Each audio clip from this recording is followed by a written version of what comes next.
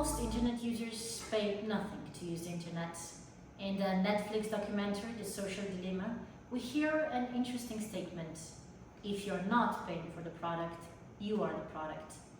Every time we click on a website and every time we visit another website with a click, our activity is recorded.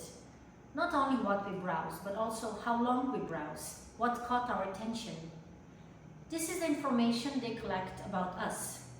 This information may seem trivial to us, but it is information that many companies use, usually to sell on to other companies who want to benefit financially from us. For example, to show us ads that are tailored to our needs.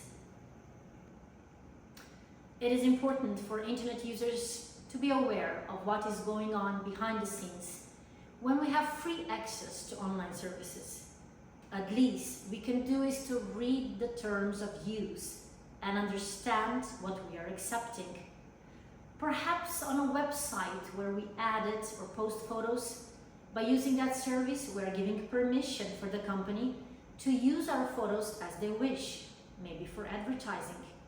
If we accept that some big companies such as Facebook, Google, Twitter know so much information about us, then that's fine.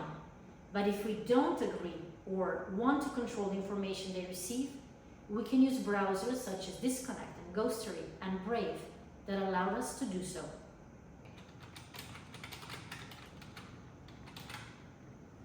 We can take care of our own privacy by editing the privacy settings on mobile social networks. We should always set a password to protect ourselves. It is crucial not to share passwords with others. It is recommended to change it at least every 1 to 3 months. You can simplify your work by adding, for example, the year or month number to the basic password and then change only that. Not all passwords are good passwords. Passwords can be easily guessed. For example, personal details, date or birth numbers, user dictionary words, or cracked by a computer are not useful as they do not protect our account. Characteristics of bad passwords are short, less than 12 characters, dates of birth, names of family members, keyboard character sequence, numbers only, letters only, related words or phrases. But characteristics of good passwords are long passwords, at least 16 characters, a word that cannot be found in a dictionary. Passwords made up of upper and lowercase letters, numbers and other characters.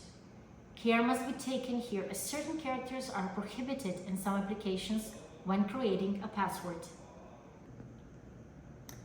Here are some tips on how to create a secure password. Passwords should be long, with lots of different characters and deliberately misspelled words, for example, words that are not in dictionary.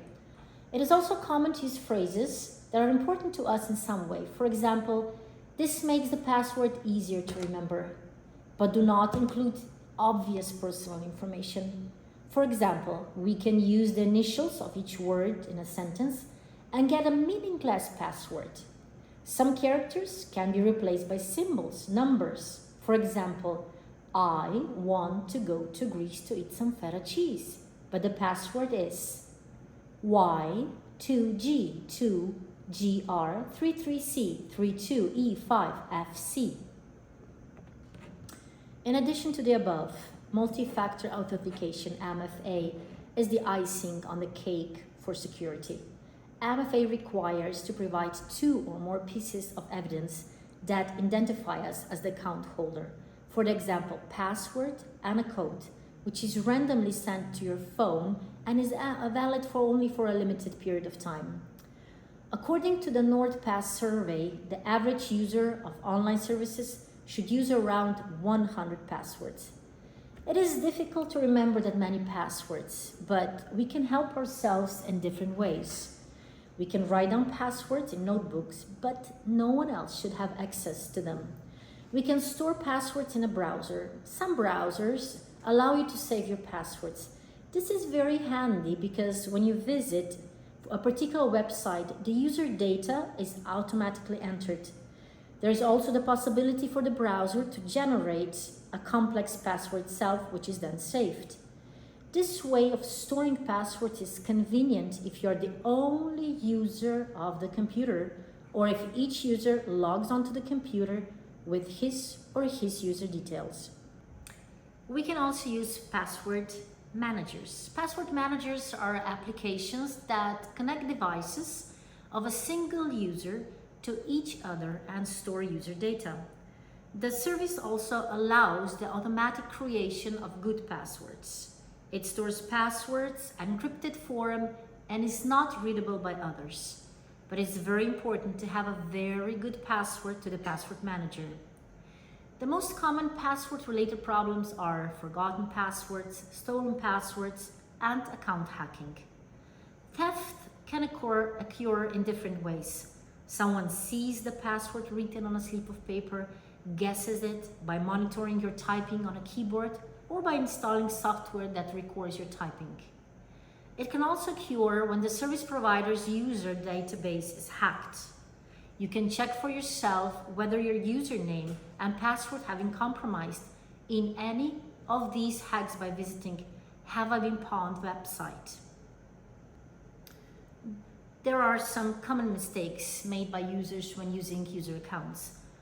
By avoiding the common user mistakes, organizations can ensure that our accounts remain safe and secure from unauthorized access by misuse. How? By sending passwords by mail, storing passwords in the browser and shared devices. One user account for several people.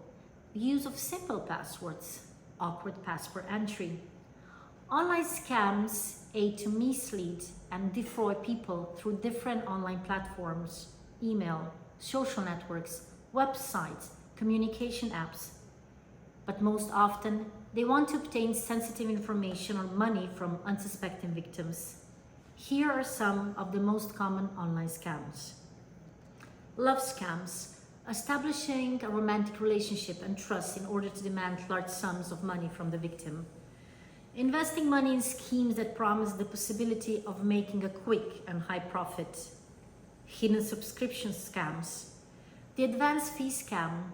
The fraudster wants to contact and gain the trust of the victim and ask for money to be used to obtain a large sum of money, a portion of which is promised to the victim. Social networking phishing, obtaining the victim's friends and personal data. Fake shopping websites, selling fake products or services in order to obtain money from the victim. Phishing, emails pretending to be from a genuine service, like a bank. Or extortion on the basis of more or less explicit sexual nature. For example, threatening the victim with physical or reputational harm if she does not comply with the scammer's demands. Often, the scammers claim to have intimate recordings of the victim and will publish them in public. How can we protect our devices and ourselves? Protecting your computer, keep your firewall on at all times. Have a single good quality antivirus. Free ones are also available, and keep it up to date. Have software upgrades and maintenance. Scams are similar to each other because they follow patterns of what people fall for. If we pay attention to these signs, there is a very low probability of falling victim to a scam. So the good thing is that we can learn how to prevent scams. But we can also learn how to protect ourselves against blackmail viruses. Regular backups, being careful when opening attachments, monitoring current threats. Protect your home wireless network. Don't share content that could be subject to extortion, and make sure we have really good passwords. In conclusion, Passwords are essential in the digital age due to the pivotal role in safeguarding personal information, maintaining privacy, and ensuring the security of various online services. They act as primary defense mechanism against unauthorized access to sensitive data, financial resources, and confidential communications. Strong, unique passwords help mitigate the risks of cyber threats such as hacking, identity theft, and data breaches. By requiring passwords, organizations and individuals can better control access to systems and protect the integrity and confidentiality of their digital assets. Consequently, the use of password practices is fundamental in fostering a secure and trustworthy online environment.